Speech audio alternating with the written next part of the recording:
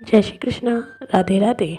श्री कार्तिक मास महात्म्य 31वां अध्याय आरंभ। भगवान श्री कृष्ण ने कहा, पूर्व काल में अवंतीपुरी में धनेश्वर नामक एक ब्राह्मण रहा करता था। वह रस, चमड़ा और कंबल आदि का व्यापार करता था।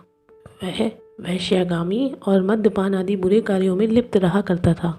चूँकि वह दिन रात पाप में ही लिप्त रहा करता था और अपने व्यापार के लिए नगर नगर घूमा करता था। एक दिन वह क्रय विक्रय के कार्य से महिष्मती नगर जाकर पहुंचा, जो राजा महिष ने बसाई थी।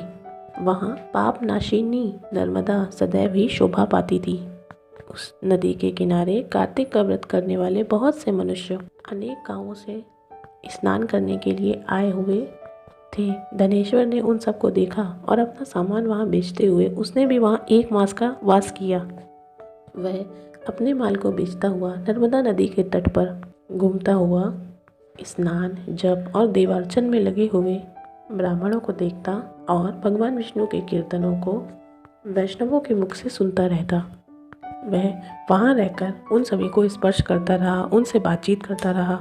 वह कार्तिक व्रत की उद्यापन विधि और जागरण विधि को भी देखता रहा। उसने पूर्णिमा के व्रत को भी देखा कि व्रती ब्राह्मणों को तथा गौओं को भोजन करा रहे हैं, उनको दक्षिणा आदि दी जा रही है। उसने नेत्रपति भगवान शंकर को प्रसन्न करने वाली दीपमाला आदि को भी देखा। त्रिपुर नामक राक्षस को तथा उसके 3 पुरों को भगवान शंकर ने इसी दिन जलाया था। इसीलिए भगवान शंकर के भक्त इस दिन दीप उत्सव मनाते हैं। जो मनुष्य भगवान श्री कृष्ण और शिव जी में भेद करते हैं, उनकी सभी क्रियाएं निष्फल हो जाती हैं। इस प्रकार नर्मदा नदी के तट पर उसको रहते हुए जब 1 मास बीत गया, तब एक दिन अचानक एक काले सर्प ने उसको डस लिया। वह वेवल होकर भूमि पर गिर पड़ा।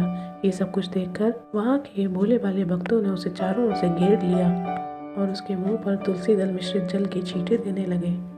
जब उसके प्राण निकल गए, तब यमदूतों ने आकर उसे बांध लिया और कोड़े बरसाते हुए यमपुरी को ले गए।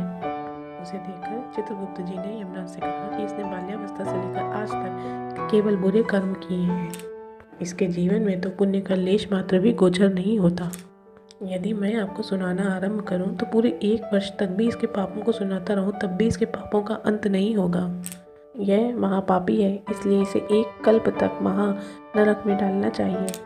चित्रगुप्त की बात सुनकर यमराज ने नाराज होकर काल नेमी के समान अपना भयंकर रूप दिखाते हुए अपने अनुचरों को आज्ञा देते हुए कहा, हे प्रेत सेनापतियों, इस पापी को मुग्धरों से मारते हुए कुंभी पाक नरक में डाल दो। सेनापतियों ने मुग्धर से उसको मारते हुए कुंभी पाक नरक में खौलते हुए तेल की कड़ाह में डाल दिया। प्रेत सेनापतियों ने जैसे ही उसे कड़ाह में डाला, वो कड़ाह गर्म तेल का होने के बजाय शीतल जल का बन गया। जिस प्रकार पूर्व काल में प्रहलाद जी को अग्निकुंड में डालने से वह दैत्यों की जलाई आग ठंडी पड़ गई थी। यह विचित्र घटना देखकर दैत्य सेनापति यमराज के पास गए और सारा वृत्तांत कह सुनाया। सारी बातें सुनकर यमराज भी चकित हुए और इस बारे में बातचीत करने लगे। तभी नारद जी वहां आए और यमराज से कहने लगे, हे सूर्यनंदन, यह ब्राह्मण नरकों का उपभोग करने के योग्य नहीं। जो मनुष्य पुण्य कर्म करने वाले लोगों का स्पर्श, दर्शन और उनसे वार्तालाप आदि करता है, वह उन पुण्य मनुष्यों का 6वां अंश प्राप्त कर लेता है। यह धनेश्वर तो पूरे 1 मास तक कार्तिक व्रत करने वाले अनेकों मनुष्यों के संपर्क में रहा है, अतः यह उन सबके पुण्यांश का भागी है।